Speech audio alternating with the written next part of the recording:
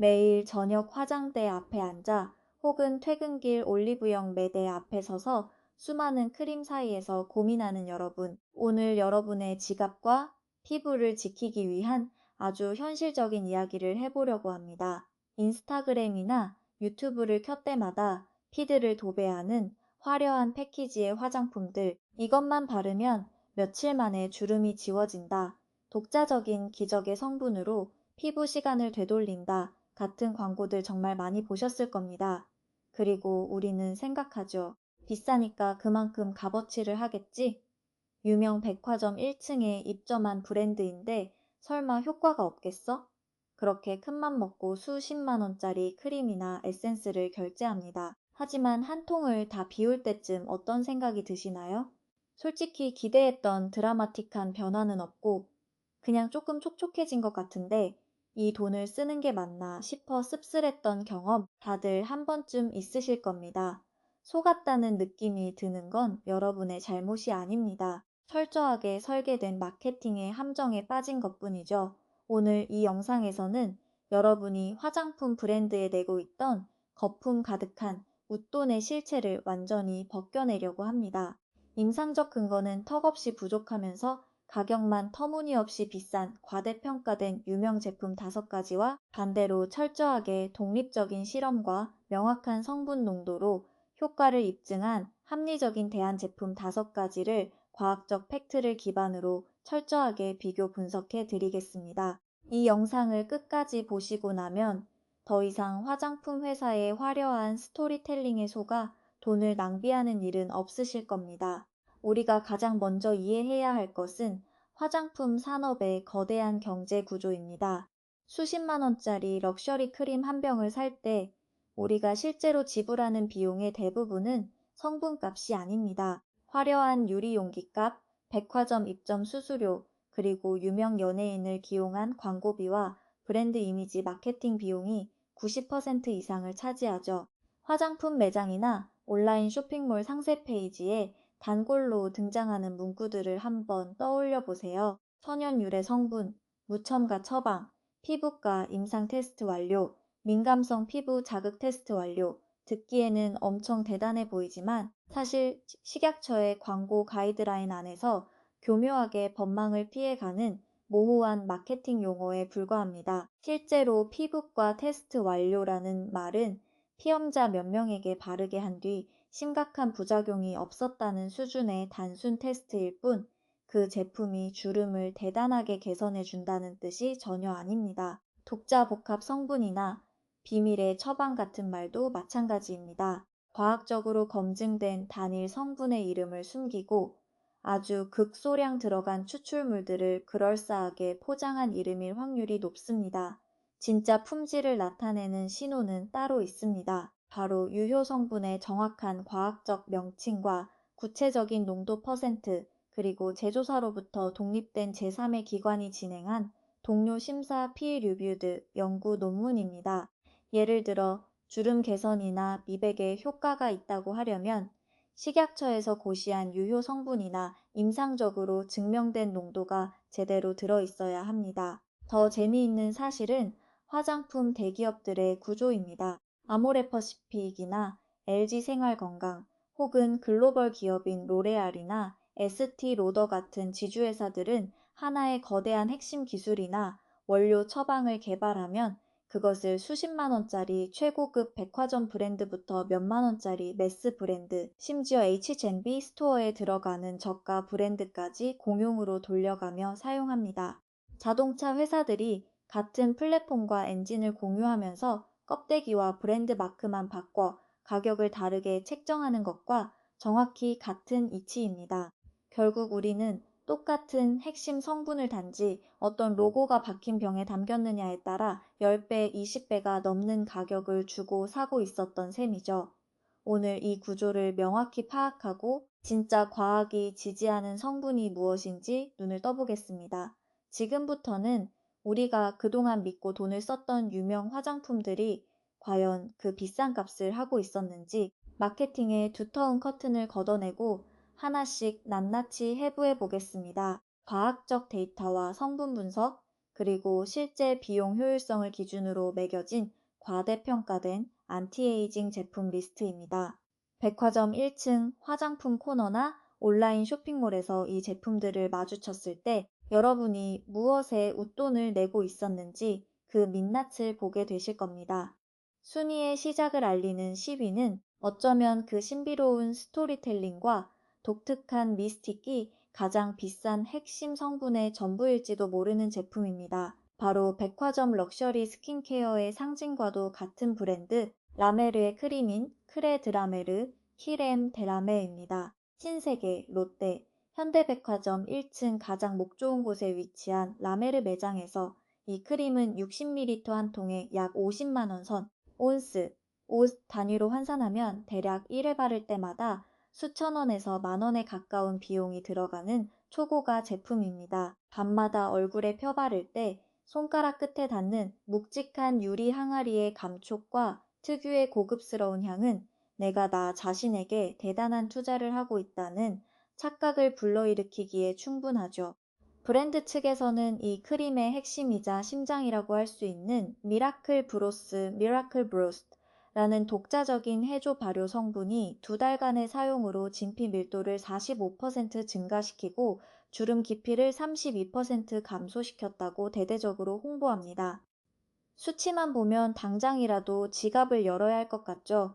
하지만 이 눈부신 결과의 이면을 들여다보면 치명적인 맹점이 존재합니다. 화장품 화학자들과 독립적 연구원들이 지적하듯 브랜드가 제시하는 이 효능 데이터는 라메르의 모회사인 에스티로더 그룹에서 전액 자금을 대고 직접 진행한 자체 내부 연구에서 나온 결과일 뿐입니다. 객관성이 생명인 제3의 독립적인 기관에서 무작위 대조군 실험 Randomized Controlled Trial RCT를 거쳐 과학저널에 정식으로 발표된 데이터가 아닙니다. 즉, 제조사가 돈을 대서 만든 유리한 결과물일 뿐 어떠한 제3의 검증 기관도 이 극적인 주름 개선 효과를 공정하게 입증한 적이 없다는 뜻입니다. 화해 앱을 켜서 이 50만 원짜리 크림의 전 성분 표시를 읽어보면 실망감은 더 커집니다. 성분표 상단에서 가장 큰 비중을 차지하는 베이스 성분들은 미네랄 오일, 페트롤라툼, 글리세린, 마이크로크리스탈린 왁스 같은 것들입니다. 이 성분들이 무엇인지 아시나요? 맞습니다. 피부 표면에 두꺼운 차단막을 형성해서 수분 증발을 막아주는 아주 전통적이고 기초적인 보습 성분들입니다. 올리브영이나 동네 약국에서 흔히 볼 수 있는 민감성 피부용 피부 장벽 리페어 크림 혹은 아주 저렴한 보습 크림들과 메커니즘 면에서 큰 차이가 없습니다. 단순히 피부 겉면을 꽁꽁 싸매어 수분이 날아가지 않게 해주는 밀폐 효과가 뛰어난 것이지 피부 속에서 콜라겐을 합성하고 엘라스틴을 복구하는 고차원적인 안티에이징 작용과는 거리가 먼니다. 결국 1회 사용당 수천 원씩 지불하는 이 어마어마한 가격의 대부분은 제품의 안티에이징 효능이 아니라 백화점 매대의 화려한 조명과 고급스러운 패키지, 그리고 기적의 해조류 발효액이라는 판타지 소설 같은 스토리텔링의 마케팅 비용으로 쓰이고 있는 셈입니다. 자, 다음으로 넘어가 볼까요? 이번에 살펴볼 9위 역시 한국 여성들의 화장대에 한 번쯤은 이름을 올렸거나 카카오톡 선물하기에서 최고급 선물로 꼽히는 제품입니다.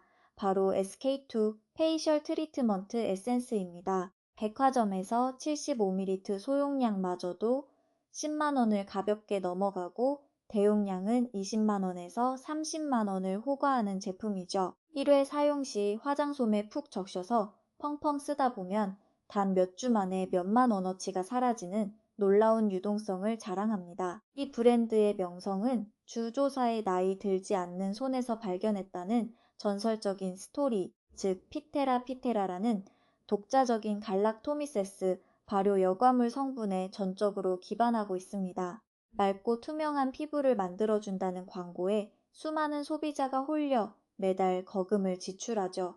하지만 냉정하게 과학의 잣대를 대어보면 이 값비싼 피테라 에센스가 일반적인 수분 공급용 토너나 글리세린 기반의 저렴한 보습제보다 안티에이징과 주름 개선 면에서 월등하게 우월하다는 대규모 무작위 대조 임상 시험 결과는 어디에도 존재하지 않습니다. 현재까지 발표된 갈락토미세스나 효모 발효 추출물 관련 연구들은 대부분 피험자 수가 극히 적은 소규모 실험이거나 비교군이 없는 단독 실험 혹은 해당 화장품 제조사로부터 연구비를 지원받아 수행된 편향된 논문들이 주를 이룹니다.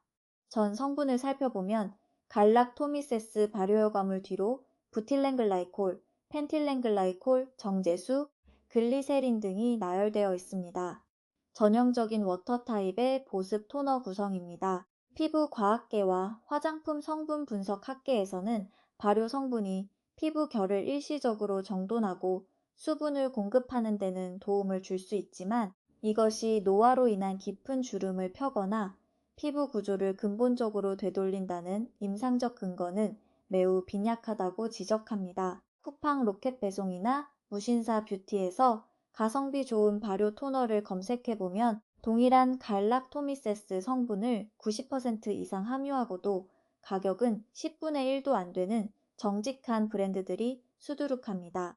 결국 SK2에 지불하는 한 병당 수십만 원의 가격은 주름을 지워주는 마법의 대가가 아니라 피테라라는 단어의 독점적 상표권과 글로벌 마케팅이 만들어낸 환상을 소비하는 비용일 뿐입니다. 영상이 마음에 드신다면 구독과 좋아요, 알림 설정까지 부탁드립니다. 여러분의 클릭 한 번이 다음번에 올리브영에서 헛돈을 쓰지 않게 만들어줄 더 유익한 과학적 분석 콘텐츠를 만드는 데 큰 힘이 됩니다. 계속해서 이어가 보겠습니다. 이어서 8위는 해외 직구 붐을 타고 인스타그램 인플루언서들이 고농축 레티놀의 끝판왕이라며 극찬하던 썬데이 라일리의 A+ 고효능 레티노이드 세럼 A+ 하이 도스 레티노이드 세rum입니다. 컬리 뷰티나 해외 직구 플랫폼에서 30ml 한 병에 10만 원 안팎에 판매되는 프레스티지 세럼이죠. 브랜드 측은 이 제품에 무려 6.5%의 레티노이드 블렌드가 들어있다고 광고합니다. 주름과 모공을 단숨에 삭제해줄 것 같은 엄청난 수치입니다. 레티놀 성분에 대해 조금이라도 공부해보신 뷰티 마니아라면 6.5%라는 숫자가 얼마나 파격적인지 아실 겁니다. 그러나 성분 분석 전문가들과 독립적 소비자 검증 기관인 컨슈머랩, 컨슈머랍 등이 고성능 액체 크로마토그래피 HCPLC와 질량분석법 LECMS를 통해 이러한 프레스티지 고농축 레티놀 제품들을 정밀 분석한 결과 충격적인 사실이 드러났습니다. 브랜드들이 광고에 내세우는 화려한 퍼센트는 실제 피부에서 활성화되는 순수 바이오 레티놀 바이오어베이러블 레티놀의 농도가 아니라 효능이 훨씬 떨어지는 레티놀 유도체, 캡슐화된 원료의 전체 무게 혹은 블루그린 알게 같은 추출물들을 한데 묶어 부풀린 원료 혼합물의 총량인 경우가 대부분이었습니다. 실제 실험실에서 측정된 순수 활성 레티놀의 농도는 브랜드가 풍기는 뉘앙스와 달리 0.07%에서 0.18% 수준에 불과한 경우가 허다했습니다. 화장품 식약처 기준이나 피부과 학회에서 실질적인 안티에이징 효능을 기대하는 유효 농도인 0.3% 이상에 한참 못 미치는 수준인 것이죠.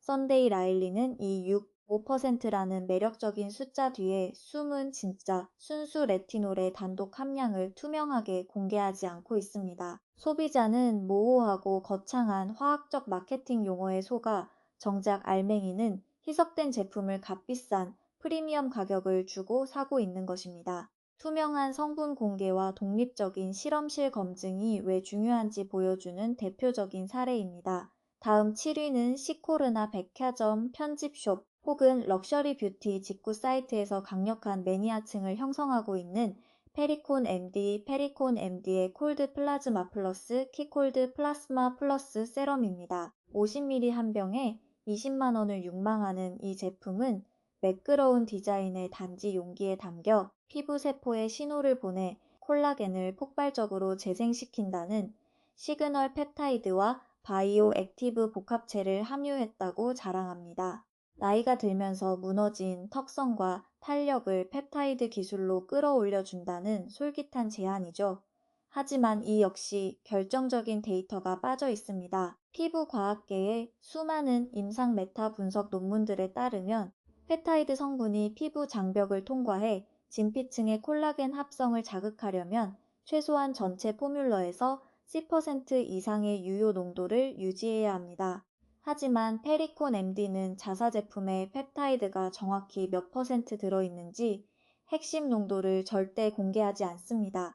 게다가 생리학적으로 펩타이드는 분자량이 매우 큰 거대 분자이기 때문에 단순하게 크림에 섞어서 바르면 피부 가장 바깥쪽의 각질층조차 제대로 통과하지 못하고 겉돌다가 씻겨 나가기 일쑤입니다. 이를 피부 속 깊숙이 전달하려면 나노 리포솜이나 특수한 고도화된 전달 시스템 카카리얼 시스템이 필수적인데 이 비싼 크림은 마케팅적인 수식어만 화려할 뿐 이를 뒷받침할 구체적인 침투 데이터나 과학 저널에 게재된 논문을 제시하지 못합니다.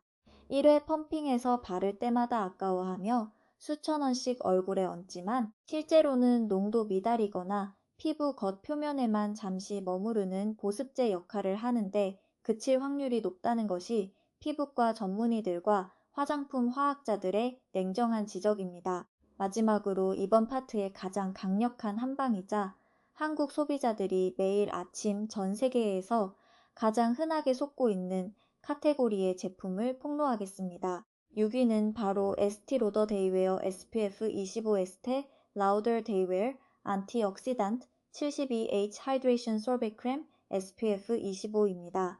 백화점 에스티로더 매대에서 낫 전용 안티에이징 수분 크림으로 불리며 50ml 한 통에 8만원에서 9만원대에 팔리는 스테디셀러입니다. 자외선 차단과 노화 방지를 동시에 해준다고 하니 바쁜 아침 출근길에 이것저것 바르기 귀찮은 30대, 40대 여성분들이 지갑을 쉽게 엽니다. 그러나 이 제품의 전 성분표에 적힌 자외선 차단 필터를 보는 순간 경악을 금치 못하게 됩니다. 이 9만원짜리 럭셔리 크림이 사용하는 자외선 차단 활성 성분은 호모살레이트, 아보벤존, 옥토크릴렌, 옥티살레이트입니다. 이 조합이 무엇인지 아시나요? 올리브영 매대 맨 아래 칸에 꽂혀 있는 만원짜리 뉴트로지나 울트라 시어 자외선 차단제나 쿠팡에서 만원대의 로켓 배송으로 사는 세라비 보습 선크림에 들어가는 가장 흔하디흔한 미국 FDA 승인 구형 화학적 차단 필터와 단 한 글자도 틀리지 않고 정확히 일치합니다.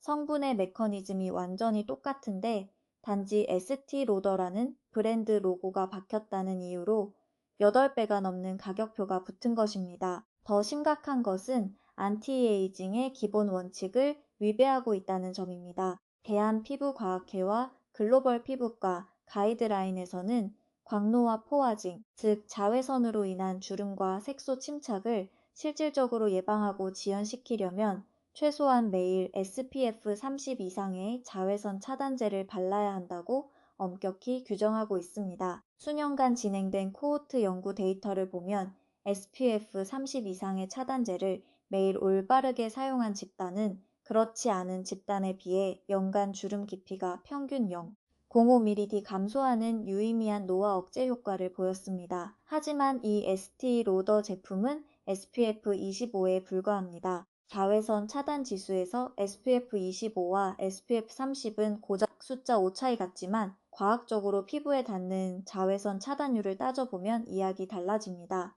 SPF 30 이상이 피부에 유해한 UVB 자외선을 97% 이상 걸러내는 반면 SPF 25는 약 93%의 여과력에 그쳐 치명적인 자외선 노출 빈도를 높입니다.